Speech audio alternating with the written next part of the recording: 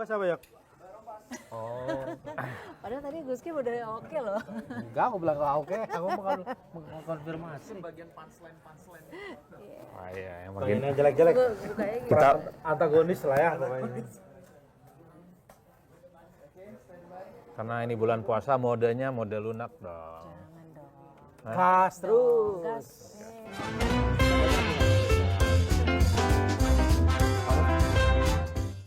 Kembali lagi di Lanturan, ngelanturnya pasti mudah-mudahan relevan. Kali Wede. ini yang selalu memberikan komentar menarik tapi juga selalu menjadi sorotan adalah Mas Adi Praitno. Apa kabar Mas? Jadi udah mulai. Udah belum? Oh, udah mulai. Udah mulai ya. Masa belum siap-siap. Oke, lanjut.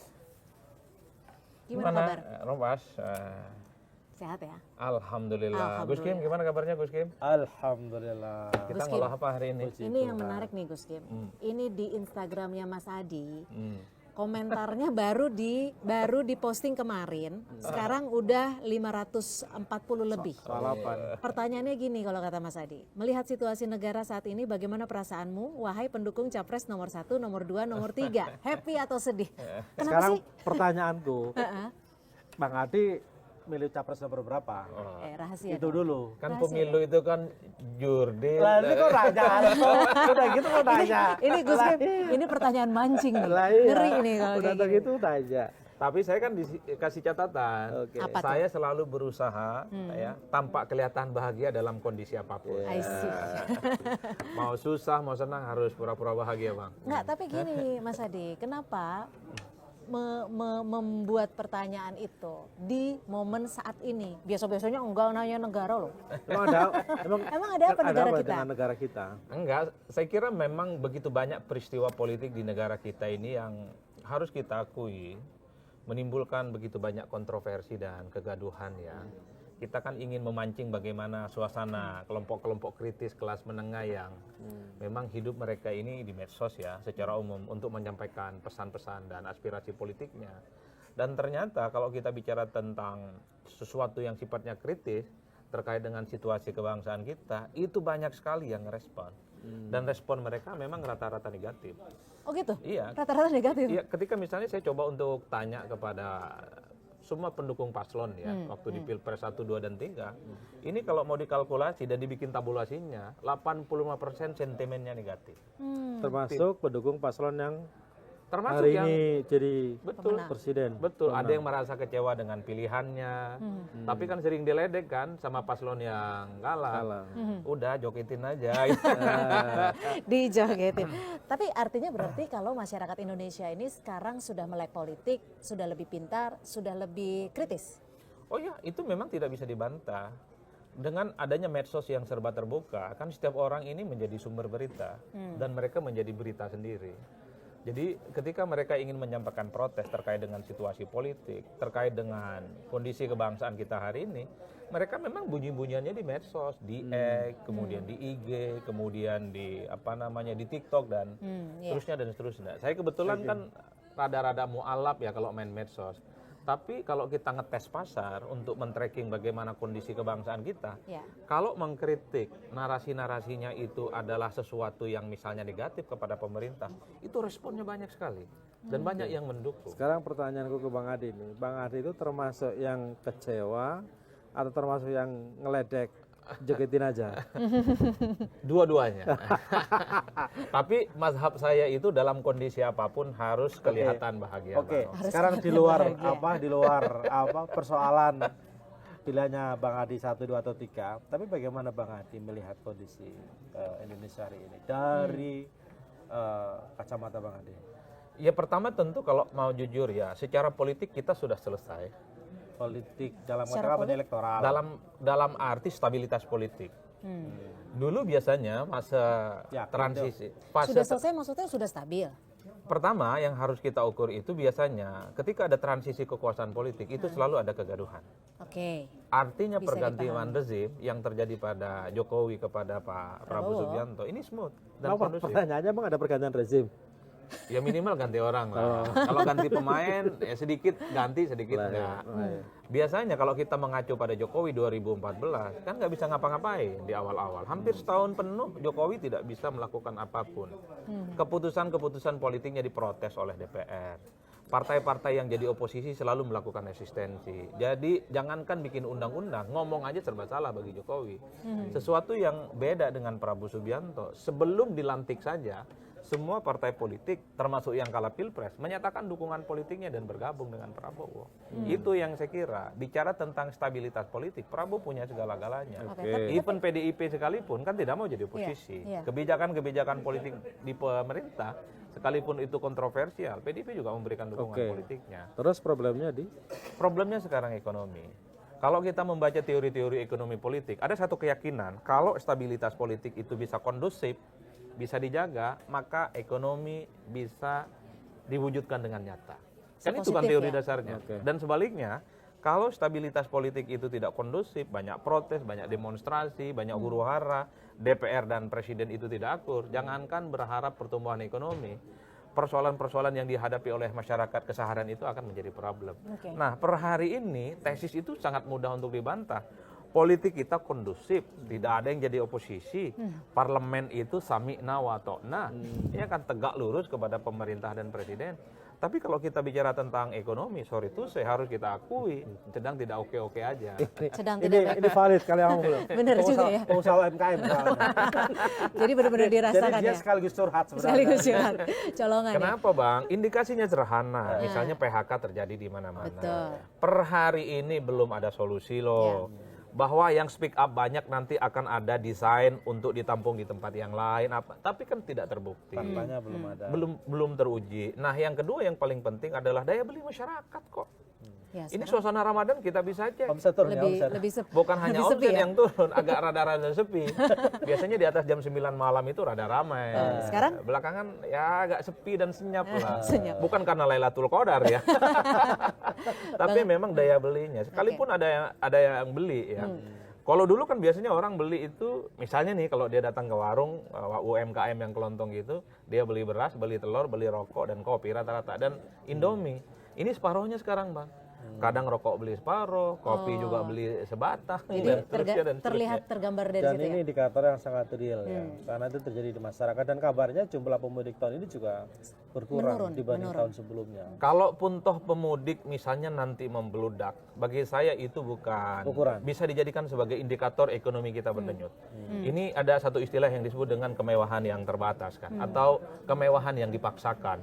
Mudik itu kemewahan. Punya dan nggak punya duit, orang akan memaksakan diri untuk mudik. Saya kebetulan agak lama merantau di Jakarta, 25 tahun lebih. Kalau urusan mudik, Bang, apapun kita gadaikan. Kolor pun kalau masih ada yang mau, kita gadaikan. Yang penting mudik bisa dulu mudik. ya, pulang Jadi kampung. kalaupun toh ada orang mudik, mau jalur darat, udara, ataupun laut, itu jangan dipersepsikan mereka itu punya uang. Karena mereka itu rindu kampung halaman, Ya, artinya, rindu sanak famili. artinya pertanyaan bisa juga kayak gini Bang Adi. Artinya ketika mudik itu selalu diusahakan apapun caranya, termasuk jual kolor, berarti ketika dia nggak bisa mudik, jangan-jangan sudah nggak ada yang dijual kan? Nah benar, udah Model nggak ada yang diri bisa udah nggak digadaikan. Iya, kan gitu berarti kan lebih parah lagi kondisinya. Oh iya, itu kan sekarang sudah mulai muncul. Nih lihat nanti angka mudik bisa berkembang ataupun bertambah dari tahun-tahun sebelumnya. Yang ingin saya katakan itu tidak bisa dijadikan sebagai parameter bahwa kondisi ekonomi kita sedang berdenyut. Nggak bisa. Kemewahan yang dipaksakan ini yang saya sebut dengan mudik itu terjadi pada semua orang. Kita mudik setiap tahun. Ada orang tua, ada sanak famili, ada keluarga yang sudah meninggal, harus tahlilan, harus ziarah kubur. Itu yang kemudian membuat seseorang sekalipun kondisinya terbatas, tidak punya apa-apa, dia memaksakan diri untuk pulang. Bisa minjam kawan, bisa minjam ke bank, bisa minjam sahabat, janjinya dikembalikan utangnya habis lebaran, nunggu lebaran selanjutnya itu.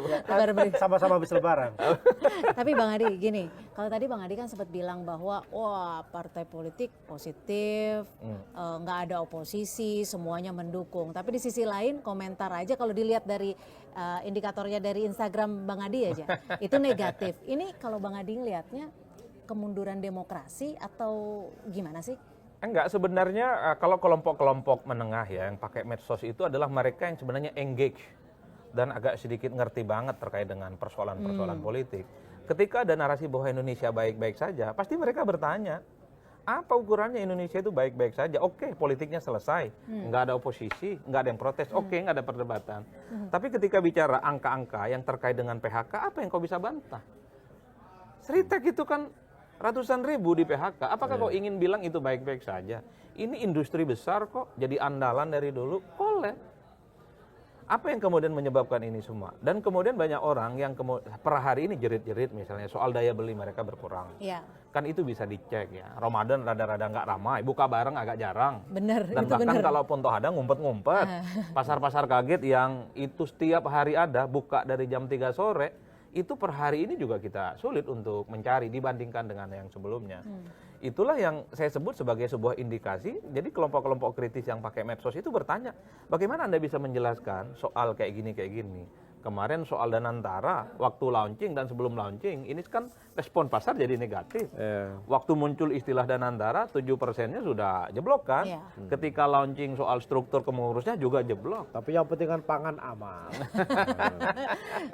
Ini Gus Kim mulai ikutan nyinyir. Nah, nih. Nyinyir. itu yang saya sebut bahwa kelompok-kelompok kritis ini nggak bisa menerima sesuatu itu tanpa pertanyaan-pertanyaan kritis. Beda dengan masyarakat di bawah. Apa yang disampaikan udah tegak lurus saja. Karena mereka nggak terlampau peduli. Yang mereka tahu itu adalah bagaimana keseharian mereka itu terjamin. Dan ingat, kelas menengah ke bawah itu kan dapat banyak bantalan, Bang. Ada bansos, ada bansos. PKH. Jadi nggak protes kalau ada apa-apa. Tapi beda dengan kelompok kelas menengah, Bang. Dia mempertanyakan sesuatu yang dinilai valid dan benar. Jangan-jangan memang ada sesuatu yang masih belum Tapi kalau terkonfirmasi. bicara soal kelas menengah, ini kan justru kelas yang terhimpit ya, dapat bantuan. Terlalu miskin untuk mendapat bantuan, tapi terlalu kaya untuk disebut memiliki uang. Iya begitu. Kalau kita mau membaca range yang disebut dengan kelompok kelas menengah, mereka yang punya duit bulanan ya 2,5 juta sampai 10 juta. Ini problemnya sekarang mereka ini agak sedikit galau, nggak ada bantalan, nggak ada bansos, nggak ada PHK. Tapi disebut orang kaya nggak juga. Untuk hidup di Jakarta misalnya 10 juta, ya sorry to say, tidak bisa bicara banyak, Bang. Cepet-cepetnya itu bukan kelas menengah itu. Kelas agak menengah gitu ya. Atau yang dipaksakan menengah. Per hari ini kalau kita menghitung data-data, kelas menengah itu adalah mereka yang tidak lagi bekerja di sektor formal, Bang. Iya. Karena tidak bekerja di sektor formal, tidak punya duit bulanan dan akses terhadap kebutuhan hari-hari akan mereka terganggu. Nah, itu yang agak rumit. Dari tadi aku keheran, ini setahu kok Adi Prayitno ini pengamat politik. Sekarang Dari jadi tadi ekonomi ngomongin ya? ekonomi terus ya. Baju bola ya. Kan kita ingin menjelaskan. Kasih ruang lah buat yang lain, jangan semuanya diambil. Enggak, kan begini, studi-studi ekonomi politik juga dipelajari di ilmu politik. Kan ekonomi dan politik dari dulu dianggap dua variabel yang berbeda. Enggak begitu ceritanya. Ekonomi dan politik itu bagaikan pisau bermata dua. Dan tidak bisa dipisahkan satu sama yang lain. Dan kalau kita bicara tentang teori-teori ekonomi politik, dari dulu stabilitas itu adalah kunci bagaimana ekonomi itu mantap. Tapi saya setuju sama Bang Adi. Ya saya juga setuju ekonomi politik, memang berkait. Karena kalau nggak ada ekonominya nggak dipilih. Setuju. Pilih jadi politisi kan gitu. Enggak, kalau bicara soal ekonomi nih ya, kayak ini cerita ya.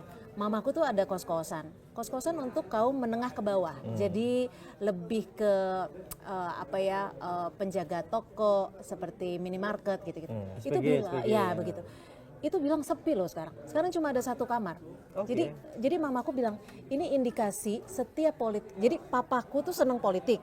Mamaku ngurusin kos-kosan. Ini setiap papa lagi ngurus fokus baca-baca berita, terus kayaknya gonjang-ganjing, kos-kosan mama sepi gitu. Itu berarti relate dong antara politik dan ekonomi. Jadi artinya ya benar juga sih ya. Ekonomi politik itu kan salahnya ekonomi yang mendukung aktivitas politik kan gitu kan.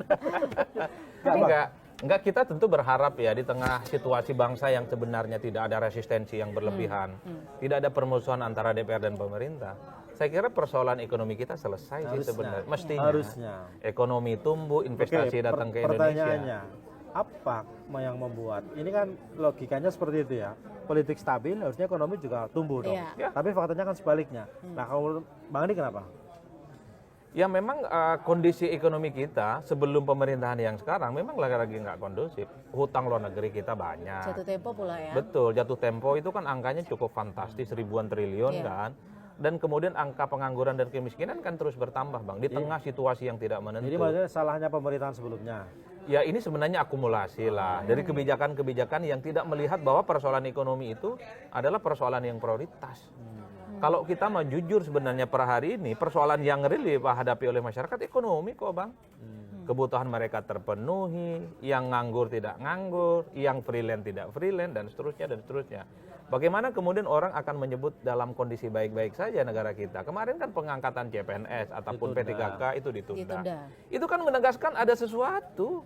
Bahwa sudah ada timeline-nya, 3 bulan lagi, 4 bulan lagi, oke, nggak ada bantahan. Ada indikator ataupun ada gambaran bahwa pemerintah sebenarnya juga panik ya? Ya bukan panik sih sebenarnya, mungkin agak sedikit tergopoh-gopoh. Melihat bagaimana setelah suksesi kepemimpinan baru 6 bulan, tapi yang dihadapi itu bukan persoalan politik yang kisruh, tapi persoalan ekonomi yang tidak stabil, kondisi perang dunia, perang dagang antara China dan Amerika, iya kan, apalagi misalnya Donald Trump, itu kan sangat proteksionis betul sistem ekonominya, dan itu akan merembet kemana-mana. Dan pada saat yang bersamaan kondisi ekonomi di kita itu antara pemasukan dan pengeluaran, kalau kita membaca proyeksi APBN kan tidak imbang.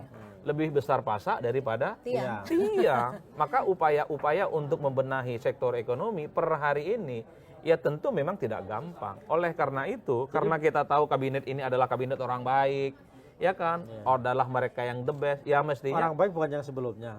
sama-sama orang baik, sama-sama orang baik. Semuanya orang baik. Orang Indonesia kan baik-baik semua. Bang Adi, berarti bukan karena Bang Adi ingin mengatakan bahwa kondisi ekonomi kita yang buruk ini warisan dari pemerintah sebelumnya. Bukan karena ada kontribusi dari kebijakan pemerintahan dari ini, efisiensi misalnya. Akumulasi sih sebenarnya, Bang. Kalau kita mau jujur, banyak anggaran kita itu kan agak sedikit banyak terkuras kan untuk bayar hutang, biaya belanja dan seterusnya dan seterusnya. Kalau tidak salah, postur dan proyeksi APBN di 2025 itu memang lebih banyak pengeluarannya ketimbang pemasukannya, Bang. Efisiensi yang dilakukan ini hanya sebatas menambal sejumlah kekurangan-kekurangan yang dimiliki oleh APBN kita. Mesti ada upaya-upaya lain supaya ekonomi kita tumbuh. Dan pada saat yang bersamaan ada PHK. Pada saat yang bersamaan orang tak lagi bekerja di sektor formal. Banyak yang freelance dan seterusnya dan seterusnya. Hal-hal yang semacam ini tentu tidak bisa disepelekan. Jangan sampai bahwa persoalan ekonomi ini akan menjadi persoalan-persoalan yang lebih rumit, menjadi persoalan yang lebih serius. Apa tuh misalnya? Ya banyak orang protes, banyak resistensi, ditambah kebijakan-kebijakan politik yang lain yang dinilai tidak transparan. Ketika ada pembahasan terkait dengan undang-undang, kok ini kesannya TNI. betul, ini kok dikebut banget sih, kok kayak ada sesuatu banget yang lu kejar gitu, kira gitu kan. Makanya ada protes, dan saya terus terang agak merinding ketika ini demo setelah di Jakarta nggak ada, di berbagai tempat demo loh, dan rada-rada agak anarkis mereka itu. Dan padahal puasa ya. Padahal puasa. Apalagi nanti setelah puasa ya. Aduh, itu yang kemudian kita selalu berharap, Bang, semoga kondisi bangsa kita ini baik-baik saja lah. Tapi banyak yang mengatakan bahwa kondisi ekonomi kita itu agak-agak mirip-mirip nih, seperti apa krisis 98. Ya ada yang begitu, tapi kalau mau jujur, kalau di 98 itu kan tidak ada bantalan-bantalan, Bang. Jadi kelompok-kelompok kelas bawah itu kalau dulu memang teriaknya nggak punya teman, teriaknya nggak ada solusi. Per hari ini solusi untuk kelas menengah ke bawah ya melalui bansos-bansos dan PHK-PHK itu, dan bantuan-bantuan yang lain. Artinya apa? Masyarakat kita itu akan diam secara umum kalau kebutuhan mereka terpenuhi dan terjamin.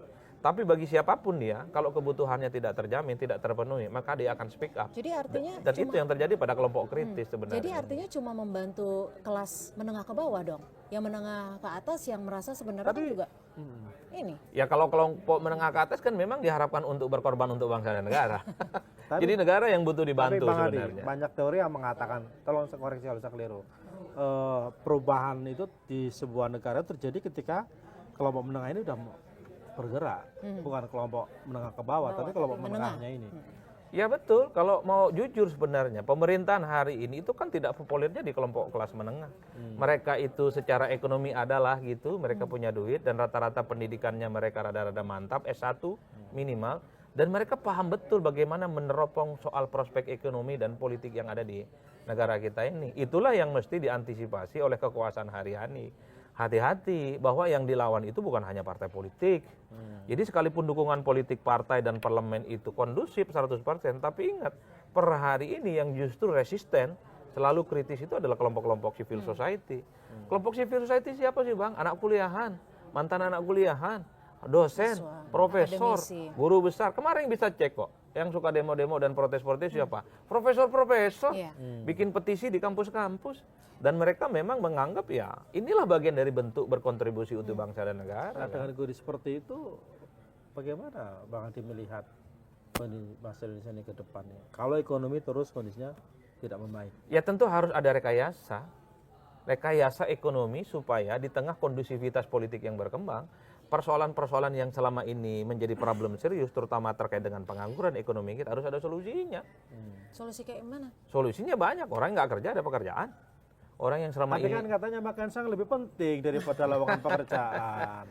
Dan ingat, makan siang bergizi atau makan bergizi gratis ini kan tidak apa yang kemudian dapat dirasakan oleh masyarakat. Betul, ini ibarat orang tanam pohon. Ini baru tanam biji Bang, nanti pohonnya kecil-kecil, gede dan berbuah panjang, long term. Orang itu taunya adalah per hari ini apa yang bisa diakses untuk kebutuhan hari-hari. Udah itu aja.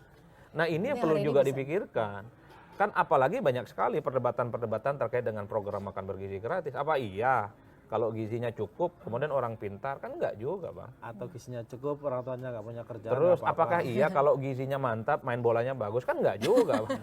Balik ke bola dong ya. Iya kemarin pemain-pemain bule semua 10 orang dibantai 5-1 sama Australia. Padahal bisa jadi mereka tidak berasal dari kampung kan.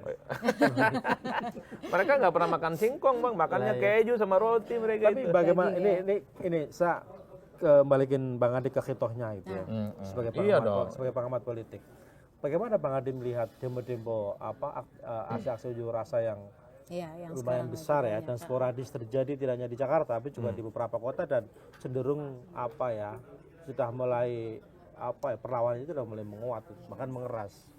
Kan sebenarnya yang banyak protes itu tentu adalah kelompok mahasiswa, badan eksekutif. Dan sejak saya jadi aktivis mahasiswa pasca 2000-an lah ya. Kita ini kan sebenarnya berjejaring Bang, melalui jaringan-jaringan badan eksekutif mahasiswa. Ada BEM Nusantara, ada BEM SI, dan seterusnya, dan seterusnya. Tapi sepertinya nggak semuanya BEM unsur BEM lah, itu mahasiswa lebih betul, tapi mereka ini berjejaring. Satu sisi mereka ini sering berbagi isu. Jadi isu apapun yang ada di pusat, mereka distribusikan ke daerah. Ada grup-grup WhatsApp, dan ada pertemuan-pertemuan rutin yang mereka lakukan.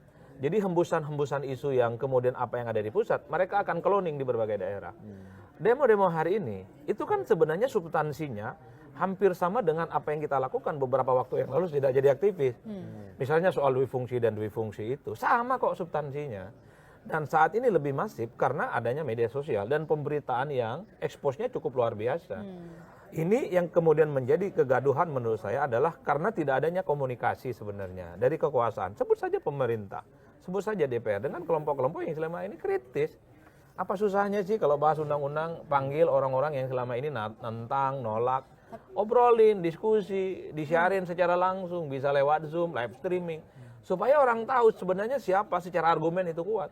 Bukan logika menang-menangan. Lah saya yang berkuasa kok, emang kau siapa?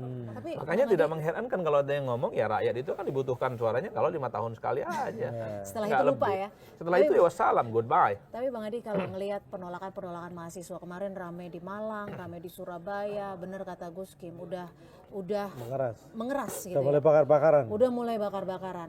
Ini gejala polarisasi berarti ya? Bukan masalah gejala polarisasi. Mahasiswa ini mungkin sudah tidak punya sumbatan apapun untuk berdiskusi. Tidak punya alasan apapun untuk berdialog dengan kekuasaan hari ini. Gimana? Protes terjadi di mana-mana. Resistensi terjadi di mana-mana. Demo-demo dan parodi terjadi di mana-mana. Kalau ada keputusan politik, undang-undang yang dibuat, jangan ngumpet-ngumpet. Ini ngumpet-ngumpet, baru viral, baru minta maaf. Kan sebelumnya kita tahu ada revisi undang-undang pilkada untuk membantah. Sebut saja misalnya putusan Mahkamah Konstitusi soal syarat cari calon gubernur, itu cuman 7 jam disahkan, coba bayangkan. Sekalipun itu gagal diparipurnakan, kan orang tahu ini kan watak semenang-menang kekuasaan yang menutup akses bagaimana komunikasi dua arah dengan ekstra parlementer tidak dilakukan. Padahal kan kita tahu loh, Rempas ya. Dari dulu kan anggota dewan selalu mengatakan atas nama rakyat. Coba cek mereka itu, datang nggak ke konstituennya? Datang nggak ke tempat-tempat yang waktu mencalonkan tanya, Bapak Ibu setuju nggak dengan undang-undang ini?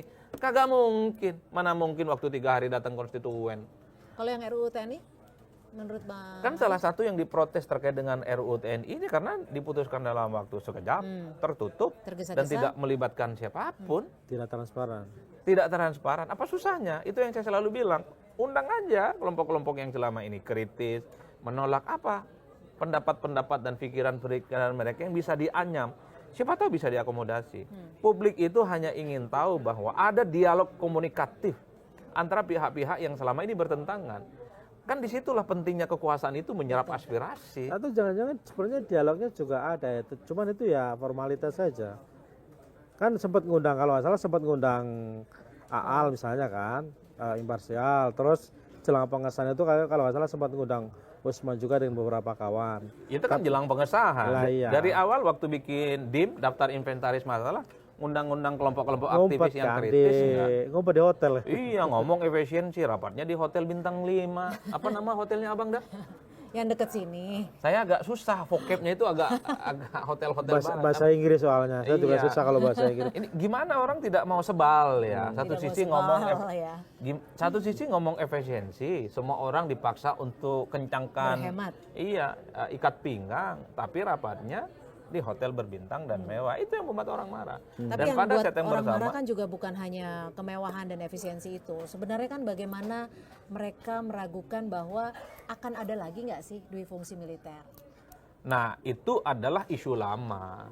Ketika bicara tentang revisi Undang-Undang TNI, revisi Undang-Undang Kepolisian, revisi tentang kejaksaan, pasti selalu menimbulkan kegaduhan dan kontroversi.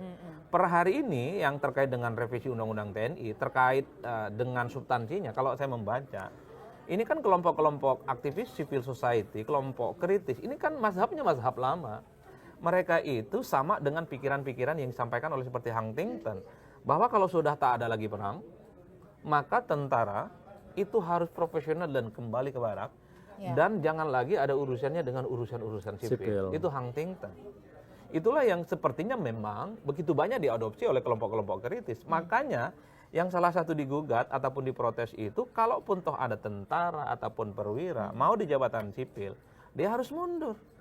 Pilihannya mau menjadi pejabat negara atau menjadi abdi negara.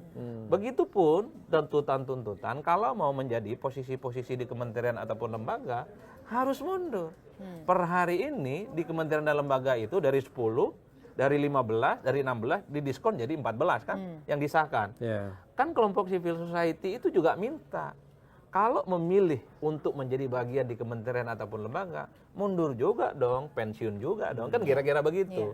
Termasuk hal-hal yang lain. Itulah yang saya kira memang secara basis kognitif dan posisi politik ada argumentasinya. Meski pada saat yang bersamaan kan kita juga tidak bisa menafikan. Kan ada juga pemikir-pemikir seperti Jenderal Ahana Sution itu loh, yang memang dia itu tidak bisa melepaskan bagaimana konteks tentara dan ABRI memang dekat dengan rakyat. ABRI, tentara itu lahir adalah sebagai dari denyut nadi yang selalu berada di garda terdepan yang menghadapi persoalan-persoalan kemasyarakatan kita. Apalagi masyarakat kita kan gaya-gayanya memang seperti militer. Siap pimpinan, arahan, pakaian-pakaiannya, siap salah. ormas-ormasnya. Itu yang kemudian membuat dalam banyak hal sebenarnya karakteristik ketentaraan oleh banyak pihak juga nggak ada persoalan. Tapi memang harus dibatasi. Dalam konteks itu kalau saya bicara tentang substansi Bang, tentara dan TNI, itu memang dibutuhkan dalam kontribusi kehidupan bangsa dan negara. Tapi memang harus berada di bawah supremasi sipil. Untuk hal-hal yang terkait dengan terorisme, kan canggih Bang. Terkait dengan misalnya soal bencana, tentang banjir, COVID, itu kecanggihan kawan-kawan tentara itu kan di atas rata-rata. Tapi sekali lagi komandonya harus ada di sipil. Presidenlah yang minta, gubernurlah yang berharap dan memohon dan minta bantuan dan seterusnya. Bukan seperti yang mungkin yang seperti disahkan per hari ini. Tapi sayangnya, mumpung saya lagi ingat, yang terkait dengan revisi Undang-Undang TNI itu yang agak sedikit luput dibahas soal kesejahteraan prajurit sih Bang. Nah justru itu, padahal itu yang krusial. itu yang Jangan-jangan secara revisi itu kan untuk mensejahterakan prajurit. Kan Prajurit biar yang mana prajurit yang dulu, Gus non-job ini jadi punya pekerjaan. Prajurit yang mana dulu? Kita kan tidak pernah tahu persis ya jumlah tentara aktif dan prajurit itu seberapa banyak. Tapi saya memahami betapa beratnya menjadi prajurit dan tentara di kita itu. Bebannya yang saya kira cukup luar biasa. Beban pertahanan nggak main-main. Saya selalu berharap ketika ada pembicaraan apapun terkait dengan revisi undang-undang TNI lah, kemudian Polri lah, Kejaksaan, yang dipikirkan adalah prajurit-prajurit yang selalu berada di frontliner. Dan mereka memang day to day, nggak ngerti urusan politik apapun, yang mereka tahu adalah mereka itu sejahtera, kehidupannya terjamin, sehingga apapun yang mereka lakukan untuk bangsa dan negara ya aman lah kira-kira begitu. Tapi ada kesan dan ada kecurigaan di kalangan teman-teman bahwa kenapa RUU Revisi Undang-Undang TNI ini dipercepat misalnya, ya karena kabarnya Prabowo memang pingin istilahnya itu ya, menciptakan pemerintahan yang model komando kayak gitu. Biar lebih gampang itu, nggak ngeyel, disuruh siap gerak langsung jalan. Sementara kalau sipil kan masih menyisakan ruang perdebatan, ruang diskusi gitu loh. Kalau tentara kan enggak. Lo jalan siap dan jalan siap gerak gitu loh. Kalau sipil kan lo kan ini seperti ini masih kayak gitu. Nah, Pak Adi melihat ada kecenderungan ada arah ke sana. Ke arah itu. Ya saya kira sebenarnya tanpa diformalkan sekalipun, sistem politik kita itu adalah sistem politik komando, Bang. Sekalipun ada otonomi daerah, dalam banyak hal itu sistem komando. Buktinya apa? Daerah-daerah itu banyak tergantung ke pusat kok soal anggaran. Gimana mau mereka mau melawan negara? Gimana mau mereka melawan presiden? Dalam banyak hal mereka tergantung. Dan anggaran-anggaran daerah, pagu-pagunya kan juga dibahas oleh DPR dan pemerintah. Lalu nasib Jadi tanpa gimana? Jadi tanpa diformalkan sekalipun, sistem komando di kita ada. Jadi kita itu sebenarnya dalam praktiknya separuh otonom, separuh tidak otonom. Separuh yang tidak otonom itu yang saya sebut sebagai garis komando. Semua tegak lurus. Jadi retreat kepala daerah itu sebenarnya adalah untuk mensinergikan visi. bagaimana pusat itu dengan daerah sinkron. Tapi kan daerah ngomong, oke, tegak lurus. Tapi kalau anggaran daerah itu defisit, apa solusinya? Kan mulai banyak muncul tuh daerah-daerah. Anggaran kita kurang, dipotong, kan? Akibat efisiensi, akibat pemotongan. Dan nggak ada solusi. Bagi saya hari ini adalah bukan soal komando dan nggak komando. Yang paling penting adalah bagaimana daerah terbutuhi kemenuhannya dan persoalan-persoalan lokal itu bisa diatasi. Saya kira di situ, Bang. Saya sudah pada tahap nggak perlu lagi kita berdebat warna kucing itu apa. Mau merah, mau biru, mau kuning, mau coklat. Yang penting dia bisa tangkap tikus. Iya. Kan itu aja judulnya, Bang.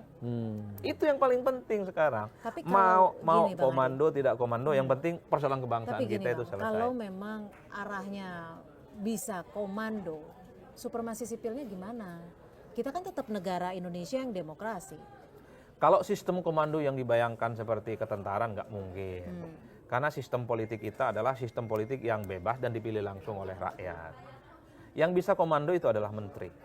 Kelembagaan, ya. Karena mereka adalah pembantu presiden. Itu fix dan firm. Tapi kalau kita bicara tentang sistem komando terkait dengan kepala daerah, agak sulit. Kepala daerah ini dipilih Kecuali langsung kepala daerahnya dari tentara. Kepala daerahnya yang terafiliasi sebagai bagian dari partai politik kekuasaan. Itu bisa dikontrol. Tapi kalau partai-partai non penguasa agak sulit. Apa yang terjadi pada PDIP misalnya ketika dia memboikot sejumlah kadernya untuk tidak ikut retreat, ini kan salah satu bukti contoh bahwa dalam banyak hal mereka itu bukan pembantu presiden, wali kota, bupati dan gubernur bukan pembantu presiden, mereka itu pembantu rakyat. Cuman karena PDIP yang melakukan jadi serba salah. Ini jadi petugas partai ini gitu loh, ya kan? Yang ingin saya katakan adalah sistem komando dalam konteks bahwa menteri, wakil menteri, kepala badan, kepala lembaga, kepala kementerian, ya itu nggak bisa dibantah, Bang. Tanpa diformalkan sekalipun dalam praktiknya, mereka garis komandonya ke Artinya pusat. tanpa harus merevisi undang-undang TNI dan menambah area kerja TNI di kementerian lembaga, sebenarnya para Prabowo tetap bisa melakukan politik komando sebenarnya. Kan? Sangat bisa. Lo tanpa diformalkan semua orang dan semua partai tegak lurus kok. Tapi kalau Bang Adi sendiri melihat bahaya nggak sih undang-undang TNI yang baru kita ini buat demokrasi dan kebebasan berekspresi kita? Kan sebenarnya ada beberapa kritik yang terkait dengan revisi undang-undang TNI yang sudah disahkan ya. Satu, kalau ada perwira dan tentara aktif menempati posisi-posisi di kementerian dan lembaga ataupun di posisi sipil, kalau ada persoalan-persoalan hukum, apakah bisa diproses melalui proses-proses hukum sipil misalnya? Kan itu menjadi tanda tanya, karena per hari ini kalau melekat pada seorang tentara ataupun perwira aktif terjadi persoalan hukum bukan peradilan-peradilan sipil tapi peradilan militer. Kan kasusnya pernah ada yang terkait dengan kasus OTT Basarnas itu kan. Ya. KPK justru minta maaf. coba. Direvisi. Artinya apa? status Ini tersangkanya. harus clear. Ini harus clear. Kalau tidak salah, unsur kekuasaan sudah ngomong, katanya bisa diproses melalui proses-proses peradilan sipil. Itu harus difikskan. Minimal kelompok-kelompok kritis tidak lagi protes dan resisten.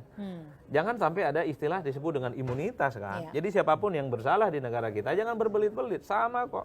Toh kita punya presiden mengatakan bahwa tak ada orang yang kebal hukum di negara kita. Cocok.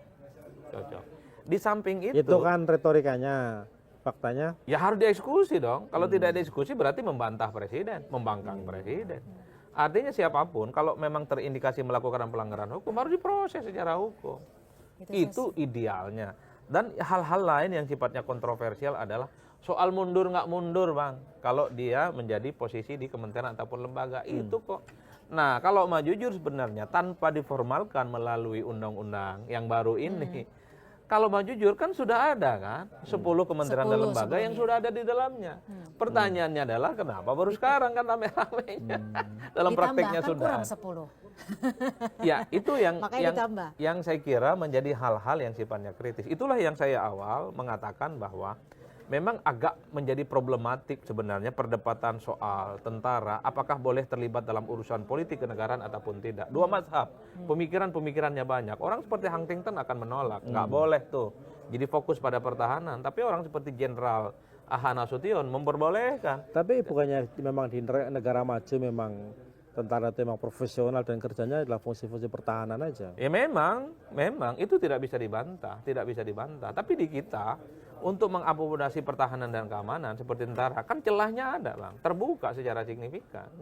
Dan itulah yang sepertinya membuat kenapa pihak-pihak yang pro terkait dengan revisi Undang-Undang TNI itu, satu argumennya bagi saya adalah karena memang tingkat approval rating, tingkat kepuasan yang cukup tinggi terhadap tentara itu di atas rata-rata. Ya itu pintu masuk kan sebenarnya. Itu yang kemudian membuat, jadi apa yang kemudian dirisaukan. Tapi ingat, saya kasih catatan kritis.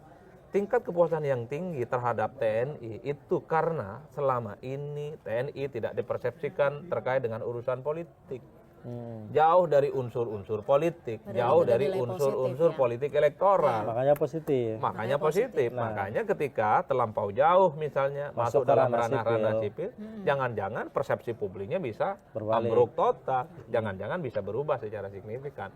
Tapi overall sebenarnya kalau saya secara prinsip per hari ini kan sudah disahkan undang-undangnya Bang. Kan masih di CR. Masih di ini juga, uji materi. Nah, ya masih itu digugat juga. Itu bagian dari kemewahan demokrasi. Baru disahkan hari ini, besok juga judicial review. Yeah. Dan tentu kita berharap bagaimana Mahkamah Konstitusi ya bisa melihat bagaimana situasi yang berkembang. Yakin nggak? Kalau saya Dengan undang-undang MD yang baru ini, MD 3 yang baru. Kalau saya melihat yakin kok bahwa apapun yang diputuskan oleh Mahkamah Konstitusi itu ihdinas sirotol mustaqim. Nah, terutama MK pasca putusan calon presiden dan wakil presiden. Kan banyak sekali putusan-putusan yang diapresiasi. Misalnya ambang batas parlemen tidak lagi 4%. Ambang batas presiden kemudian dihilangkan. Kan kira-kira begitu loh Bang. Kemarin anggota dewan terpilih tak boleh mundur untuk alasan calon kepala daerah. Kalau besok ada keputusan yang tiba-tiba membuat civil society itu senang. Ini MK ihdinas sirotol mustaqim. Kalau tidak sesuai dengan harapan civil society, ini zaman kegelapan. Tapi pertanyaannya, kekhawatiran banyak orang itu kan putusan-putusan itu terjadi sebelum DPR bikin undang-undang MD 3 yang baru, yang mereka bisa recalling kepala-kepala lembaga ini, komisi termasuk MK. Terlampau vulgar sebenarnya kalau harus merecalling ya hakim-hakim konstitusi di tengah kekisruhan yang ada. Karena apapun masyarakat kita udah pintar dan cerdas. Kalau lagi membahas sesuatu yang sifatnya prinsip dan sensitif, tiba-tiba ada yang ditarik, direcalling. Nah, ini pasti ada permainan. Jangan terlampau vulgar juga kekuasaan. Per hari ini setiap orang itu jadi jubir, per hari ini setiap orang itu jadi media, per hari ini setiap orang itu jadi sumber berita. Itulah yang muncul di medsos, di media mainstream.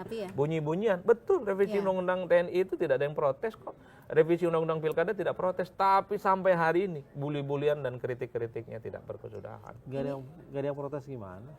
Di DPR maksudnya. Di DPR kan ada simplifikasi penyerahanan. Kalau DPR dikendalikan, semua partai berkoalisi, aman ini negara urusan politik. Nyatanya enggak. Lawan politik yang sebanding per hari ini justru adalah gerakan civil society, gerakan mahasiswa. Ekstra parlementer jatuhnya. Kenapa? Lihat ekstra parlementer jatuhnya. Betul, dan yang medsos. bergerak. Dan medsos. Netizen berkuasa ya. Iya. Kita bisa cek sekarang, Abang sama Rompas nih, coba bikin status di IG, di Twitter atau di X. Oh iya. Saya Coba mengkritik pemerintah, mengkritik kekuasaan. Wah, engagementnya besar sekali, Bang. Besar. Yang biasanya sepi, senyap, nggak ada yang komentar, nggak ada yang mau Jadi engage. pokoknya besar. kalau pengen punya follower banyak, Oh, kritik iya. pemerintah. Kritik pemerintah. Kritik. Ilmunya Bang Tapi Adi. itu kalau kita bicara komunikasi di media sosial, kita bisa tahu artinya ya, masyarakat ini sekarang lagi gundahnya seperti apa. Tapi yang sekarang juga gundah adalah gimana gaya komunikasi pejabat. Maksudnya siapa Mau nih? masakan apa? Iya. Memasak. Oh, yang kemarin apa tuh PCO ya? Political. Ada itu, ada juga soal bahwa THR. THR saat Lebaran itu fenomena yang biasa. Ada apa lagi Gus Kim? Itu apa MBK lebih penting dibanding lowongan pekerjaan. Iya. Timnas kita kalah karena kampungan, kurang bergizi. Banyak dong. Ini bahasa-bahasa komunikasi kayak gini menyakiti rakyat nggak sih? Ya, jadi retreat itu berasa nggak ada gunanya. Nggak ada gunanya. Retreat itu mestinya bukan hanya soal tegak lurus satu komando ya, sinergis antara pusat dan daerah, bukan hanya sinergis antara presiden dengan para menteri, wakil pembantunya. menteri dan para pembantunya. Saya bayangkan adalah retreat itu juga bicara terkait dengan tata bicara kepada publik, itu yang paling penting. Menurut saya sangat relevan pernyataan Prabowo Subianto bahwa pentingnya membangun komunikasi politik yang baik kepada rakyat. Saya khawatir begitu banyak keputusan-keputusan politik pemerintah yang pro dengan rakyat, yang populis, itu Nggak justru nyampe. rusak, justru tidak sampai gara-gara speak up ke publiknya. nggak Disampaikan oke. dengan cara yang keliru. Contoh soal makan bergizi gratis, senanglah. Siapa yang tidak senang dikasih makan bergizi gratis? Awak pun senang, sanak saudara yang selama ini tidak dapat bisa dapat, Bang. Tidur-tidur aja nih dapat makanan, kan kira-kira Kalau orang begitu. tuanya nggak punya kerjaan kan repot juga. Ya betul, itu pikiran lanjutnya. Tapi kan kita mendengarkan bagaimana statement di sekitar orang-orang yang terkait dengan makan bergizi gratis kan agak rada-rada kurang oke. Iya. Satu misalnya sempat mengusulkan supaya belalang, Ya. bulat, apalagi itu. Gaya bahasa Dan seterusnya bagian dari salah satu menu makan. Orang kan kaget, ya kalau nggak siap jangan maksain lah MBG ini. Kan kira-kira begitu loh Bang. Belum lagi misalnya baru ada anak kecil protes soal menunya yang agak mentah, dagingnya kurang oke. Dia itu kemudian diserbu oleh para buzzernya. Dan para buzzernya sekarang jadi staf sus. Jadi nggak Dan bisa itu nggak oke. Artinya apa? Kebijakan-kebijakan pro rakyat yang semacam ini, kalau kemudian disampaikan tidak oke dan ajak, bisa menjadi sesuatu yang buruk. Bang. Jadi bumerang. Belum lagi yang abang tadi sampaikan itu. Masa iya permintaan THR oleh ormas itu dianggap sebagai sebuah budaya? Budaya dari mana? Orang Islam itu nggak pernah ngajarin meminta. Ada satu dalil yang menyebutkan al yadul ulya khairum min yadis syuflah. Tangan di atas itu lebih penting ketimbang tangan di bawah kok. Minta THR itu kan nadah, Bang. Apalagi disebutkan Apa oleh yang disebut Wakil dengan Menteri budaya? Agama ya. Budaya meminta itu adalah budaya di mana bagi masyarakat yang primitif. Karena dia nggak merdeka hidupnya, nggak berkembang. Kalau Jadi kasih itu yang saya skor, sebut kalau kasih hati-hati. skor 1 sampai 100, gaya komunikasi pemerintahan kita gimana? Aduh buruk Pak, buruk. Udah saya nggak mau sebut 1 sampai 10 berapa, tapi nggak oke nih. Yang paling Dia fatal yang trauma sama Anies kayaknya. tidak semua. Oke. Tapi mostly yang sering speak up ke publik rada kacau. Termasuk yang terakhir yang disuruh memasak daging babi itu. Itu nggak sensitif betul. Orang bertanya, mana mungkin kau itu menjadi seorang jubir pemerintahan. Di tengah ada orang yang mendapatkan ancaman. Iya. Kiriman kepala babi, tikus tak ada kepalanya. Kau bilang suruh masak. Ampun betul, ini nggak sensitif. Orang, rakyat itu nggak perlu dibantu kok oleh pemerintah. Nggak perlu di backup secara moral dan politik. Yang penting tidak memberikan pernyataan-pernyataan yang justru menganggap teror itu sepele. Bagi saya ini bukan hanya soal jurnalis dan nggak jurnalis. Teror ini bisa terjadi pada siapapun. siapa saja. Tinggal nunggu giliran kok. Kalau ada pihak-pihak tertentu tidak happy dengan statement, dengan pemberitaan, dengan podcast, bukan tidak mungkin kiriman-kiriman itu juga akan menyasar kepada siapapun. Bisa kepada lembaga, bisa kepada korporasi, bisa kepada media, person to person, dan seterusnya, dan seterusnya. Artinya apa? Yang saya khawatirkan ketika pemerintah dalam hal ini ingin menunjukkan keberpihakannya kepada rakyat, semua instrumen infra dan supra politiknya itu dikerahkan untuk pro dengan rakyat. Kan gebrakan di awalnya kayak gitu. Tapi karena bunyian-bunyian ke publik itu tidak oke, justru menjadi aneh. Kan ada satu istilah. Setahu saya, ini ada seorang teman saya yang bercerita, jangan pernah paksa seekor babi itu bernyanyi. Karena sampai kiamat sekalipun, babi itu nggak bakal bisa bernyanyi, Bang. Bisanya gitu-gitu aja. Jangan pernah memaksakan sesuatu itu kalau memang dia tidak ahli juru bicara untuk menjadi ahli juru bicara. Karena Mau yang Bang Adi ditunjuk jadi PCO? oh waduh, kita rakyat biasa. Cukup begini-begini aja di dosen, meneliti. Maksudnya Hasan Nasbi itu sebenarnya nggak bisa jadi juru bicara maksudnya. Saya nggak nyebut merek ya Bang. Ini bulan puasa loh. Bulan puasa. Tapi secara prinsip kalau kita ngomong PCO pasti ke sana. iya. Kecuali ada PCO tandingan. Ini nggak ada PCO tandingan. Nah, saya khawatir karena kan unsur-unsur dari Tapi pemerintahan tadi menarik apa analoginya. yang mana tuh? Jangan menyuruh babi bernyanyi gitu. Jangan Karena tidak paksa, akan jangan pernah. paksa, Jangan jangan paksa. paksa. Karena Jangan tidak akan paksa, bisa karena ya. Atau bahasa dangdut kita, Bang. Bahasa dangdut kita. Seringkali begini. Lagu yang bagus kalau dinyanyikan oleh orang yang tak bisa nyanyi jadi sumbang, Abang. Saya ini penyanyi dangdut, kalau nyanyi keroncong jadi buruk, Bang. Orang pada kabur semua. Tapi logikanya ya masuk sih ya. Oh, ya masuk Betul, dong, betul. masuk. Kalau lagu bagus dinyanyikan orang yang suaranya tidak bagus ya jadi terdengar Jadi sumbang. nggak bagus. Kecuali lip sync. Nah, itu yang saya sebutkan, Bang. Saya khawatir pemerintah yang hari ini kelihatan pro rakyat bikin kebijakan-kebijakan populis, makan bergizi gratis, bikin rumah 3 juta untuk rakyat, sekolah gratis, apalagi listrik ya, iya, termasuk Danantara katanya untuk rakyat. Kalau speak up kepada publiknya tidak oke ya, yang timbul itu Jadi adalah memang jadi resistensi. PR buat Prabowo ya untuk beresin komunikasi publik Betul. anak buahnya itu ya. Karena kalau enggak ya akan terus seperti ini kan. Karena kan ini bukan yang pertama sebenarnya. Udah mulai dari soal PPN 12%, gas melon, Betul. apalagi itu. Terus itu juga sama tuh soal oplosan ya kan. Pertamina.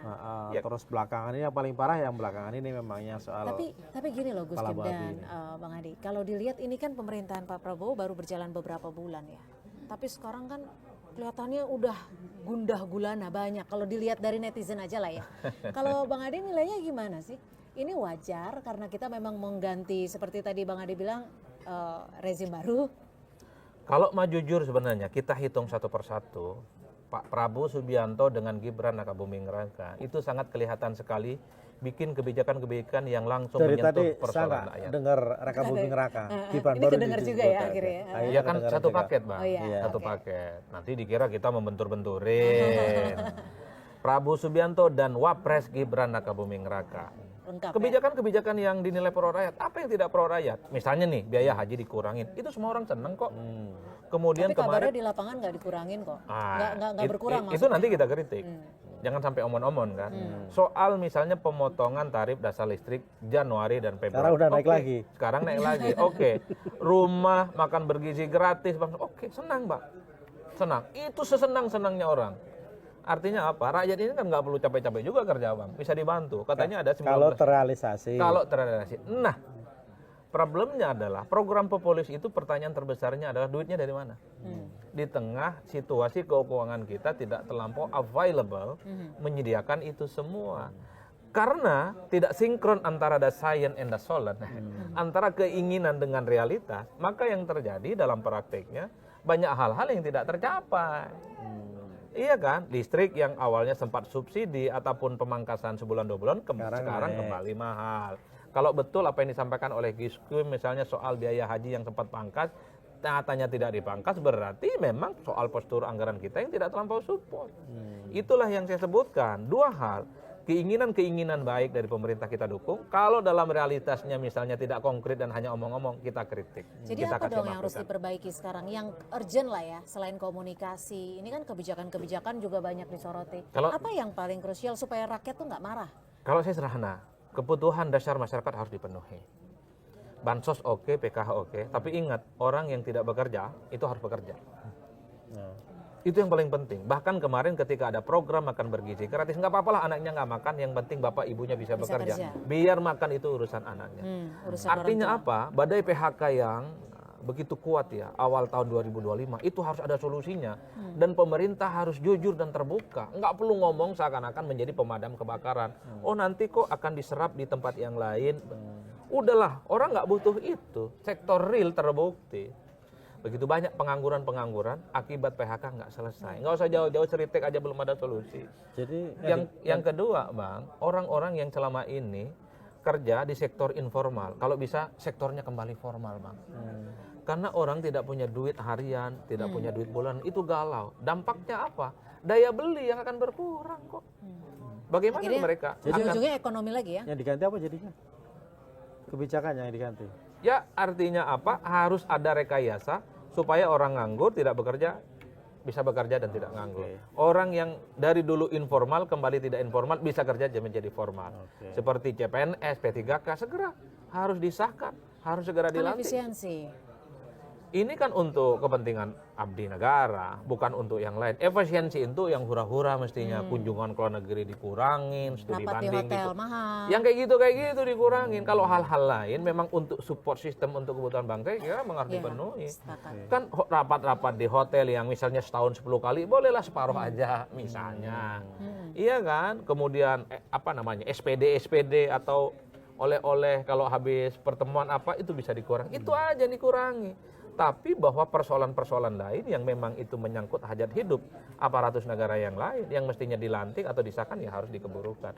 Kalau itu menurut saya diselesaikan, orang kembali bekerja, sektor formal kemudian berdenyut, termasuk misalnya P3K dan CPNS itu, ya ini minimal dipersentasekan kurang lebih sekitar 25%. Ini akan membuat daya denyut ekonomi kita berkembang, Mbak. Kan ini akan mensupport bagaimana daya beli mereka akan berkembang. Kemudian kebutuhan hidup mereka tidak akan berkeluh kesah dan seterusnya. Contoh, kebijakan lainnya adalah ketika ada pemotongan tarif biaya listrik yang Januari Februari, kalau mau jujur itu sangat mensupport. Karena masyarakat bawah dan kelas menengah itu merasa terbantu. Yang mestinya duitnya banyak untuk beli token, kira-kira begitu, mereka bisa alihkan ke yang lain. Bisa beli beras, bisa beli sembako, bisa beli telur, bisa biayain. Yang untung yang punya warung. Iya, yang untung sekalian curhat juga. Ya, itu berkah sedikit aja. Artinya apa? Itu kebijakan-kebijakan yang menurut saya terukur. Tapi ingat, kalau kebijakannya cuma sebulan 2 bulan, ya wassalam aja gelap gulita. Maksudnya mau korting listrik terus-menerus. Kalau mau pro rakyat beneran, harus serius. Jangan cuma 2 bulan ya. Jangan cuma 2 bulan. Jadi MBG juga jangan cuma siang ya, tapi pagi, siang, malam gitu ya. Itu cocok. Ketemu lagi di Lanturan edisi berikutnya. Terima kasih Gus Kim. Thank you. Terima kasih Thank Roman, you. luar Thank biasa. you. Kita lagi semangat-semangatnya ini langsung di close ya.